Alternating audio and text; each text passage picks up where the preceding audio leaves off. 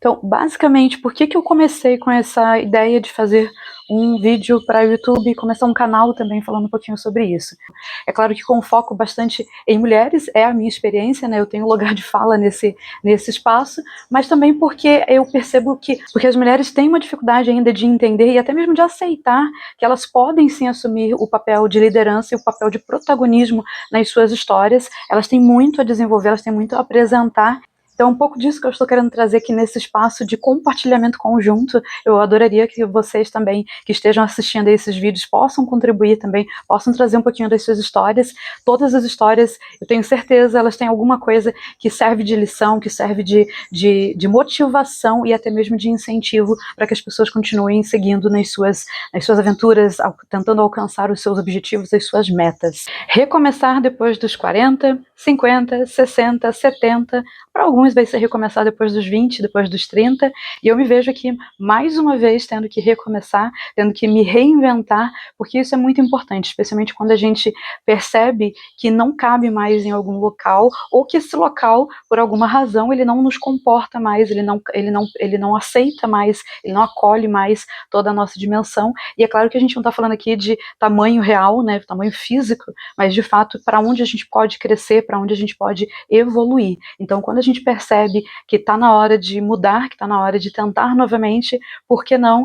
Temos que nos arriscar sim. Eu trabalho com riscos, eu trabalho principalmente com gestão de riscos, com gestão de fatores de riscos e comportamento seguro. Então, aí acaba entrando algumas facetas, algumas dimensões do comportamento inseguro e do comportamento imprudente. Então, eu vou tentar trazer aqui para esse canal também um pouquinho dessa prática e teoria relacionada à gestão de riscos, à gestão de fatores de risco e como que a gente pode conseguir se colocar nisso tudo, né?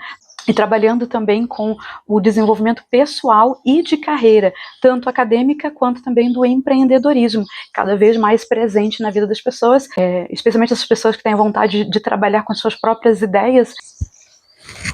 A tentativa aqui no YouTube é bem desafiador, mas a gente tem que tentar. Acho que é esse o caminho atual para você divulgar ciência, para você divulgar suas experiências, e essas são algumas das que as pessoas, pelo menos próximas a mim, não são tantas assim, mas próximas a mim, têm mencionado que têm interesse em conhecer um pouquinho mais, né, um pouquinho dessas expedições para a Antártica, para ambientes confinados, como por exemplo a minha experiência em simulação espacial.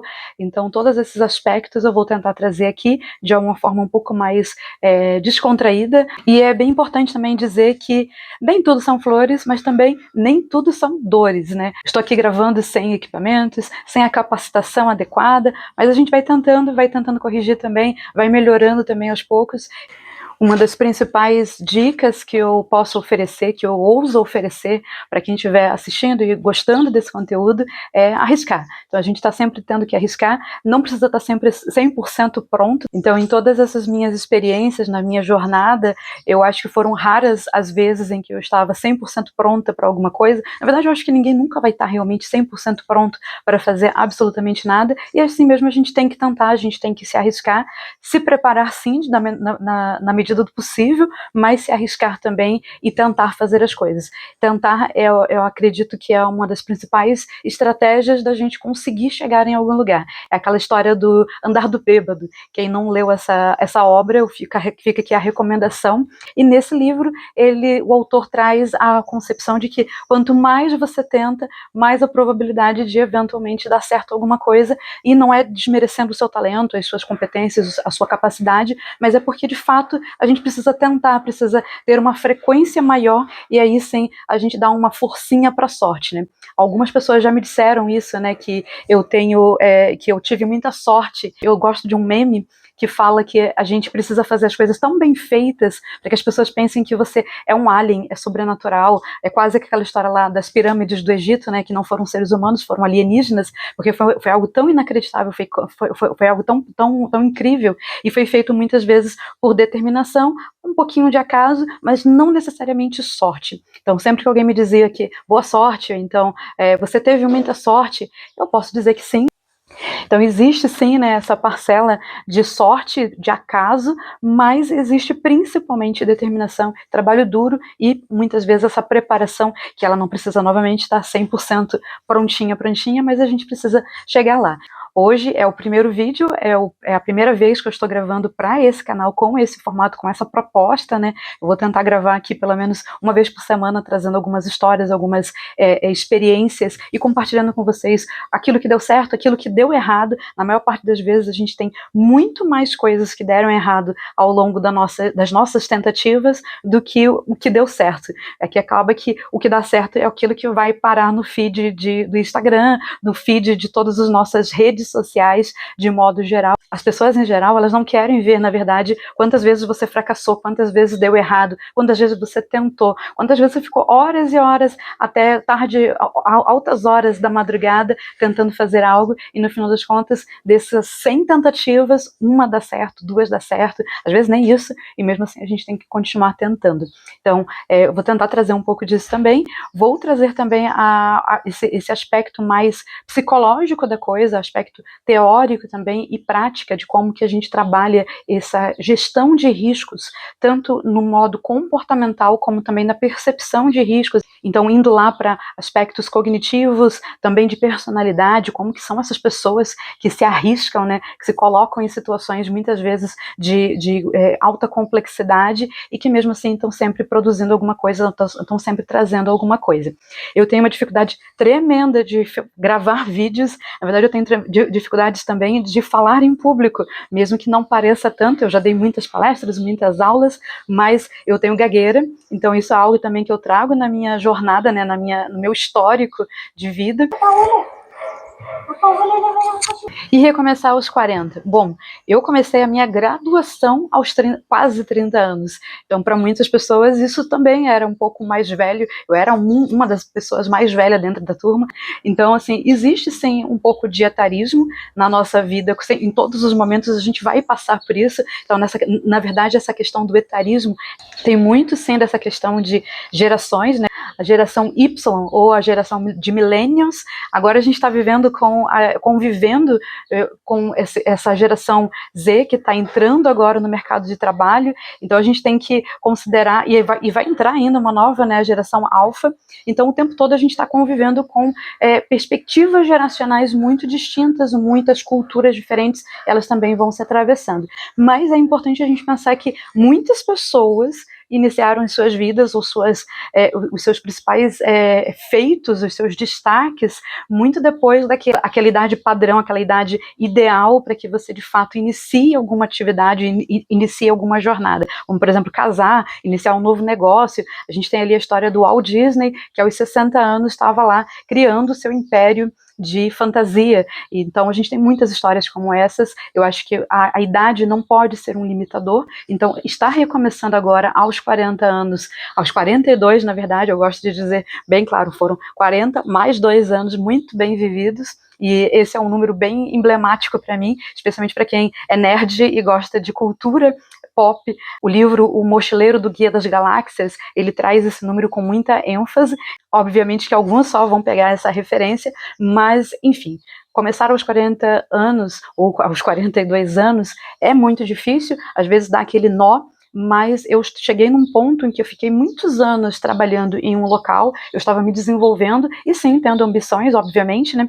Mas a partir do momento em que uma situação de injustiça aconteceu, e eu percebi que somente no meu local de trabalho eu não estava tendo o acolhimento, eu não estava tendo o apoio que eu esperava, e que sim, eu achava que fosse justo, pode ser para algumas pessoas um pouco de pretensionismo, não sei se é bem essa palavra que se usa, mas esperar que algumas pessoas tenham algumas atitudes é normal, a gente vai ter sempre essa expectativa em algum momento, né? Alguns mais, alguns menos, mas de modo geral a gente tem essas expectativas. E eu tô falando aqui como ser humano, eu não tô falando aqui como psicóloga, ainda que eu seja psicóloga e trabalhe com pesquisa nesse campo, mas só para poder explicar que essas expectativas, quando elas não são alcançadas, a gente precisa avaliar até que ponto é apenas um capricho, é apenas uma vontade que precisava ser preenchida, que precisava ser atendida, ou se de fato faz parte de alguns outros red flags que estavam ali presentes e que aquele ambiente não é mais o ambiente no qual você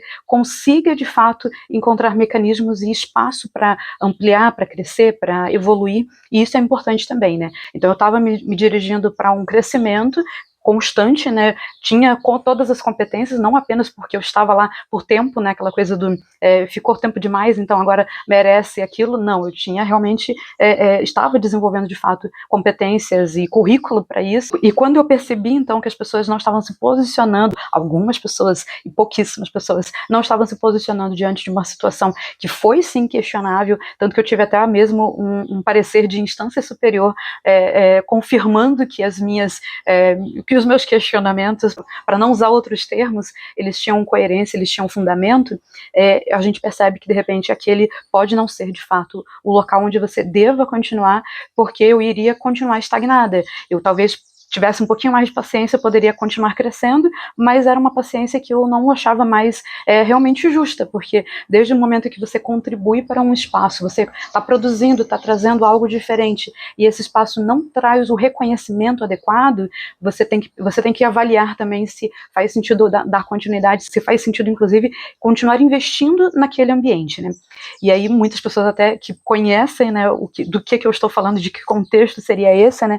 Alguns podem pensar assim, poxa, mas as pessoas te tratavam tão bem, te elogiavam em público, te aplaudiam, faziam até referências a você, só que eu não querendo de forma nenhuma fazer uma comparação direta, mas sim trazendo a perspectiva de violências, né? Quando um homem, por exemplo, ele bate na sua esposa, nem sempre ele é aquele agressor, ele não está o tempo todo batendo, ele não está o tempo todo agredindo, e o tapa, né, a violência física, ela é muito mais tangível do que a violência psicológica, e muitas vezes, logo na sequência que essa pessoa, né, que esse agressor, ele bate na sua esposa, eu estou trazendo aqui o exemplo de violência doméstica, mas poderia ser qualquer outro, muitas vezes essa pessoa traz flores também, traz presentes, tenta recompensar e ainda diz, eu gosto muito daquela pessoa, então fica aquele chamado duplo vínculo, foi uma das primeiras expressões em psicologia que eu aprendi lá na primeira graduação do curso, e esse duplo vínculo, ele gera essa confusão, a gente está sentindo, percebendo que tem ali um contexto de agressões veladas, muitas vezes bastante sutil, porque a violência psicológica, ela tem essa sutileza inerente a ela, né, mas também, ao mesmo tempo, tem esse outro contraponto, né, das pessoas que estão cometendo violência, muitas vezes eu até não buscando uma defesa dessas pessoas, mas não acho que todas elas façam o que fazem de maneira consciente ou intencional, de fato, mas elas acabam fazendo isso e às vezes acaba sendo até mesmo persistente e muitas vezes até porque nós permitimos, né, nós abrimos precedente, nós concordamos e aceitamos certas situações, seja porque não sabemos lidar com aquela situação, seja porque a gente não consegue realmente identificar que aquilo não está adequado naquele momento. E aí, conforme o tempo vai passando, você percebe, a pessoa me elogia, ela parece gostar de mim, mas ao mesmo tempo me cobra, faz algumas exigências que não são muito compatíveis com aquilo que eu deveria fazer, tem uma certa exploração ali do trabalho presente. Deixo muito claro que eu não estou falando de uma ou outra situação, de uma ou outra pessoa específica, eu estou tentando trazer, na verdade, um conjunto de situações pelas quais eu acho que todo mundo já passou. Conta aí, por favor, se você também já passou por alguma situação dessa que você não sabia muito bem se estava sofrendo algum tipo de violência psicológica ou não, mas que acaba que nós vamos alimentando esse sistema e em dado momento chega aquele ápice, né, chega aquele ponto de ruptura, de não retorno de fato, em que você tem que decidir se você vai dar continuidade àquilo, se você vai continuar aceitando aquela situação, se você tem condições, inclusive psicológicas, para continuar aceitando aquilo, ou se você vai buscar um outro caminho, mesmo que esse caminho signifique abrir mão de muitas coisas que você conquistou, que você construiu, mas que não dá mais para você permanecer naquela posição, porque permanecer naquela posição implica também em você se sujeitar a uma série de propostas, de aspectos que não são adequados nem somente para você, nem para ninguém. É algo que a gente precisa pensar sempre da seguinte forma: eu trabalho muito com autocuidado, e o autocuidado ele vai muito além mesmo, de você criar uma lista de sessões de spa, de relaxamento, de limpeza de pele. Isso tudo também pode ser autocuidado, mas o autocuidado ele é algo um pouco mais profundo. É quando você realmente percebe o que te faz bem, o que não te faz bem, o que é aceitável, o que é tolerável e o que não é tolerável. Então, nesse desenvolvimento pessoal também que eu trabalho, fazendo mentorias muitas vezes com pessoas que me procuram para poder pensar de maneira estratégica para como que elas vão planejar a sua vida, e aí eu digo vida pessoal, mas que sempre também ali arrasta um pouquinho da sua vida acadêmica, da sua vida profissional, elas acabam buscando essa ajuda, porque é importante mesmo você tentar se autoconhecer num processo realmente bem sustentado. Você pode fazer isso sozinho, sempre. Eu sei que muitas pessoas vão sempre dizer assim, não, procure um profissional, procure isso. Não existem tantos bons profissionais assim. Eu sei que isso é polêmico pra caramba, as pessoas podem acabar me detonando, mas infelizmente quando as pessoas falam procure um psicólogo, eu vou dizer procure um bom psicólogo. E como procurar um bom psicólogo? É muito difícil, porque a gente conhece pessoas que têm uma atuação na prática que nem sempre é aquilo que a gente espera realmente de um bom profissional. E se você não é do campo, não é da área, como que você vai identificar que aquele é ou não um bom profissional, né? Só pra gente começar aqui com algumas reflexões.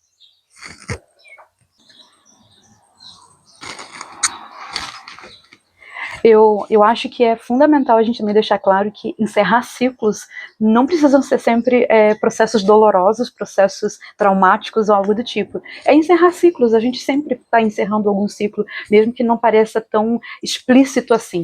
E encerrar ciclos significa que você está também carregando muita bagagem daquilo que você finalizou, e às vezes alguma desses itens que estão na sua bagagem, eles vão entrar naquela sua lista de tesouros que você vai continuar mantendo de alguma forma. Então é muito importante ter esse olhar e entender que encerramento de ciclos são necessários, tudo passa, tudo finaliza de um modo ou de outro, né? Nem que a gente tenha que ressignificar e tenha dado e dê uma continuidade para essas fases da nossa vida, para esses processos, para essas atividades de uma maneira diferente. Mas sempre vai chegar a um fim específico. E aí quando a gente chega nesse fim, a gente tem que pensar, agora está na hora de começar de novo. Enquanto a gente está vivo, a gente tem que começar de novo, a não ser que você seja um herdeiro. Eu adoraria ser uma herdeira, não vou mentir, mas a vida real da maioria de nós pobres mortais é viver, trabalhar e buscar alguma forma de você se expressar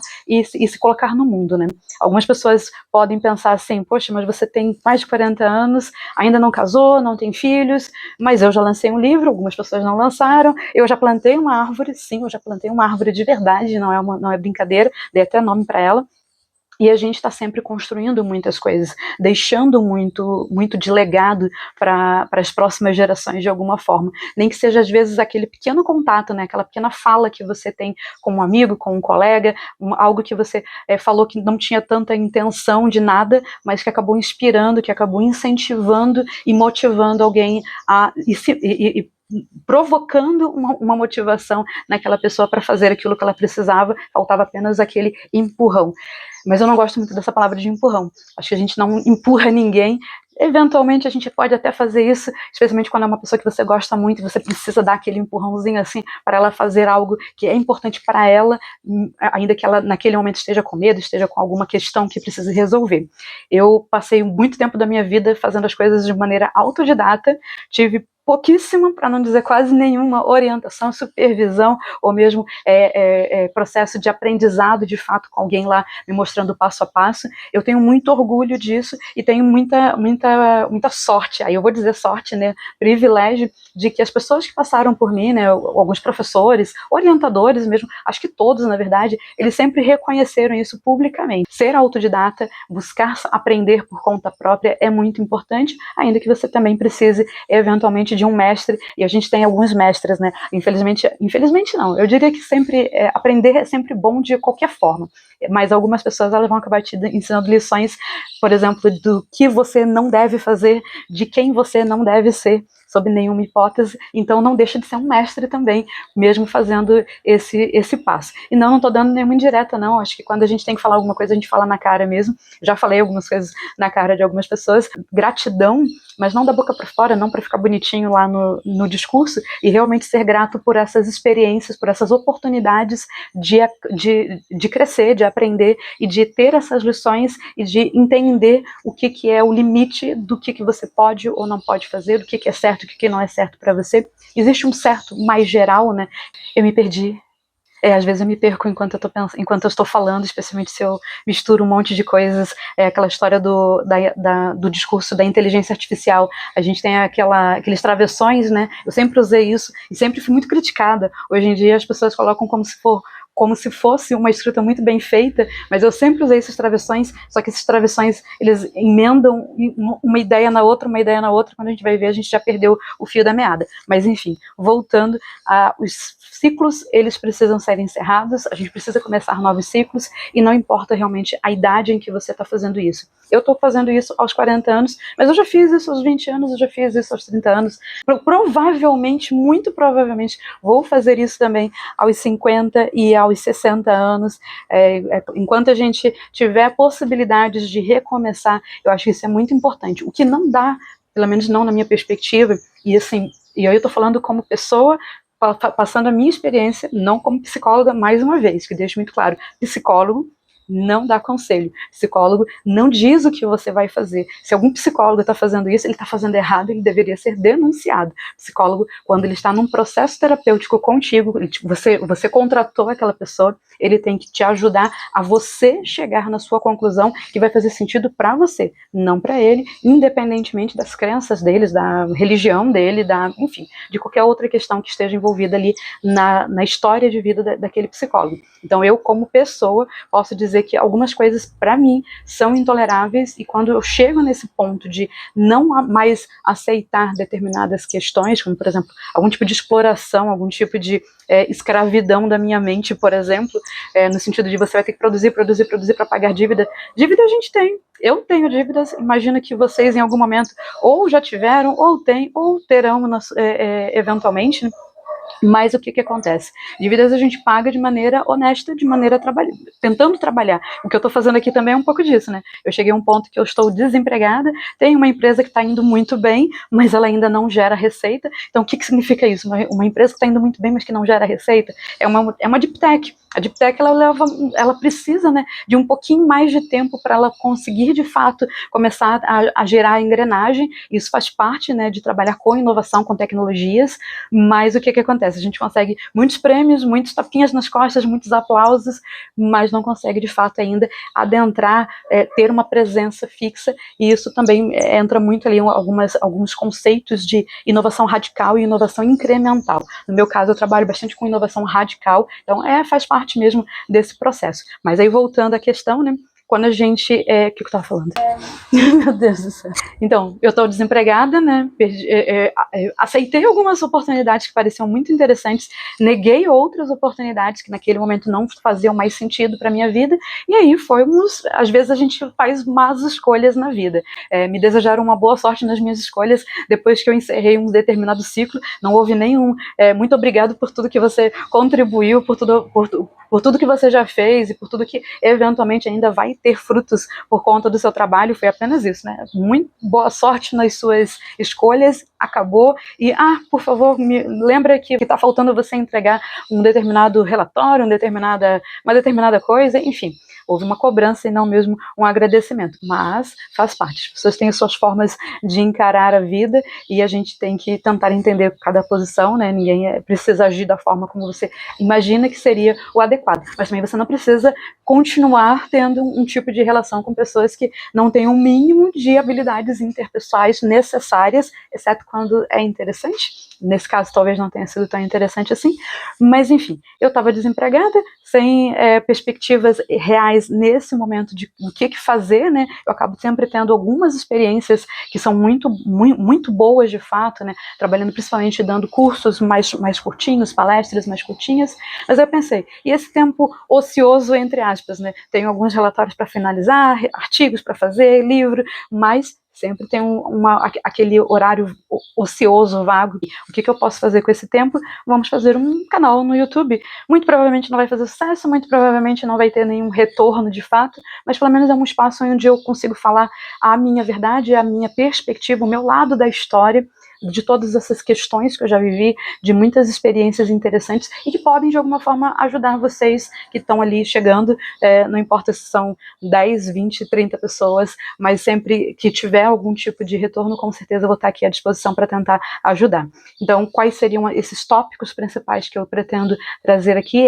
Como ajudar vocês nesse planejamento pessoal e de carreira, mesmo com todos esses problemas que eu mencionei, né? Mais escolhas, erros, fracassos e tudo mais. Isso faz parte do processo. Se a gente elimina isso da equação, fica uma visão muito, muito fantasiosa da nossa vida. Não é errado, cada um tem a sua forma de enxergar o universo, né, que está vivendo, mas eu prefiro ter uma visão um pouco mais realista de como que a gente consegue realmente passar por todas essas etapas, por todas essas fases importantes, né? Não estamos no jogo, mas é quase isso. E no final das contas a gente precisa vencer algumas batalhas. Não vai dar para vencer tudo, e mesmo que seja uma vitória parcial, ela já está valendo, ela já está contando.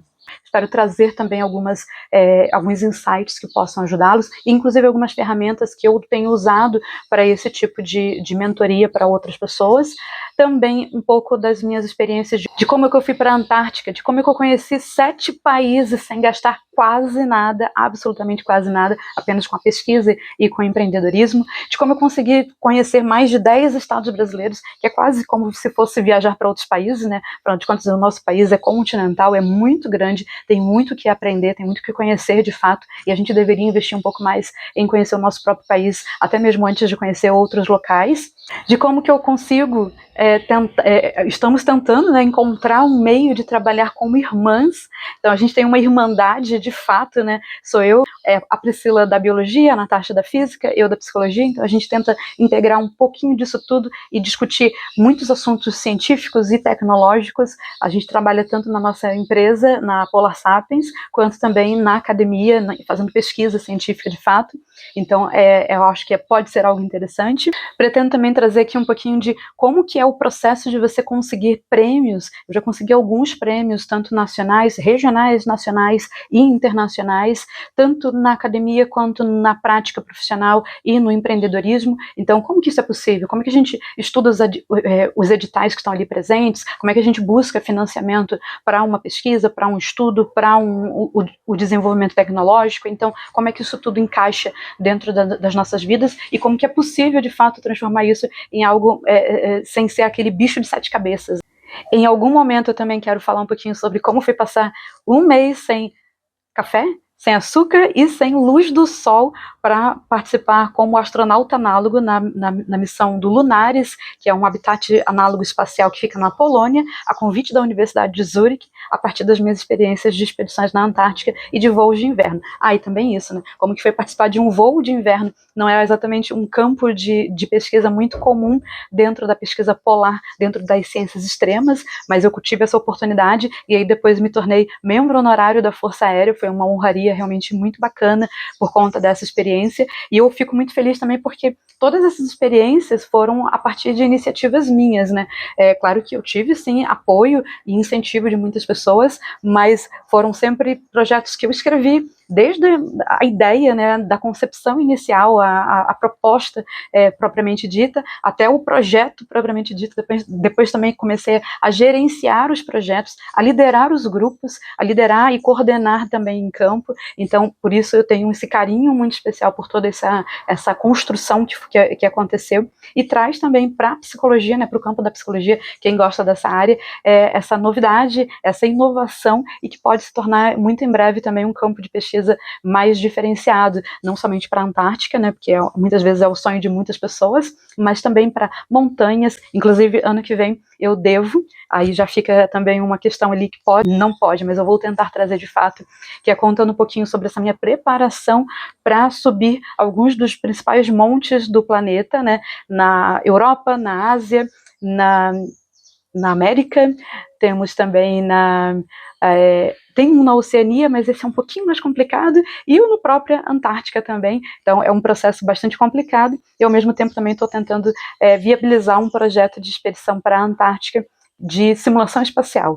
Então é um projeto aí que está rodando, né? Vamos ver se a gente consegue viabilizar, e se não conseguir também, eu conto também como é que foi não conseguir fazer tudo isso, porque faz parte do processo. Nessa experiência, por exemplo, que eu passei um mês nessa expedição, nessa simulação espacial, né, tinha sim o risco, né, de você voltar, no caso eu voltar, e não encontrar o meu lugar, perder a minha posição que eu tinha conquistado depois de muitos anos. Isso é uma coisa que muitas mulheres enfrentam, e eu acabei realmente percebendo isso, alguns sinais bem sutis, mas que foram realmente se confirmando depois com o tempo. E esse também é um risco, né, às vezes a gente opta por um caminho, e esse caminho ele vai implicar em você perder muito do que você já havia conquistado. Mas também tem que ouvir um pouquinho o seu coração. Às vezes essa perda não é bem uma perda, né? É apenas esse empurrão. Eu estava falando sobre empurrão desde o início, então agora eu vou voltar à questão do empurrão. Eu não gosto de empurrão porque eu nunca fui empurrada para fazer nada. Ninguém nunca me empurrou, muito pelo contrário. Se eu fosse depender de empurrões de outras pessoas, eu acho que eu não teria chegado nem num terço, nem na metade do que eu já consegui fazer ao longo da minha vida. Então, foi sempre realmente muita determinação, muito vou, mesmo achando que eu não era muito capaz, e na maior parte das vezes eu sempre achava que eu não era tão capaz assim, que eu não tinha condições, que eu não ia passar, que ninguém ia me escolher, mas eu pensava, vai que, e às vezes era realmente o que acontecia, né? Mas assim, é importante a gente tentar de fato. Muitas pessoas perdem algumas oportunidades porque simplesmente não tentam. Elas acham, eu não vou conseguir, ninguém vai me escolher, ninguém vai me avaliar tão bem, mas eventualmente a gente consegue furar aquela bolha, né? Passar despercebido, digamos assim, e acabar conseguindo conquistar alguma coisa que seja importante para sua trajetória, para sua vida. No caso das mulheres, aí só fazendo uma última ponte, né, a gente tem muitas vezes que ser 2 ou 3 ou 4 vezes melhor do que os homens. Eu já ouvi isso de incontáveis mulheres assim, fantásticas, absurdamente incríveis. Espero um dia poder fazer essa entrevista, fazer uma espécie de podcast também aqui e contar um pouquinho sobre essa experiência de mulheres incríveis, né? Não que homens também não sejam incríveis, eu conheço homens maravilhosos com quem eu já trabalhei, com quem eu gostaria de trabalhar, com quem a gente tem aquela empatia, aquela afinidade, mesmo que seja somente à distância, mas as mulheres, elas acabam tendo realmente ainda pouco espaço, pouca oportunidade de mostrar o que elas fazem, né? Muitas vezes, quando é um evento, por exemplo, sobre mulheres, pergunta-se muito mais sobre como é ser mulher e empreendedora, e não sobre o seu feito, sobre o que ela realmente conseguiu fazer. E muitas vezes eu ouvia isso, né? Eu fazia coisas que quase ninguém fazia ao redor, né? Como, por exemplo, conseguir escrever e aprovar mais de 10 projetos sequenciais. Eu tenho consciência, e todo mundo que estava ao redor também tem consciência de que foi eu realmente que estava à frente dessas propostas, mas muitas vezes eu ouvia as pessoas assumindo os créditos para si. Então, essas coisas acontecem, fazem parte, e a gente, por isso, precisa continuar falando sobre essa questão. As mulheres ainda precisam de um pouco mais de abertura e de oportunidade para conseguir mostrar do que elas são capazes. E quando eu falei sobre violência, faltou mencionar um aspecto muito importante, né? Tem uma série, eu gosto muito de tentar trazer um pouquinho dessas séries para que a gente consiga também discutir usando um pouquinho da cultura pop, e ela se chama Made. E antes de um vulcão explodir, ele dá sinais. Ele começa a soltar fumaça, a água ao redor começa a ficar mais imprópria para consumo, para uso.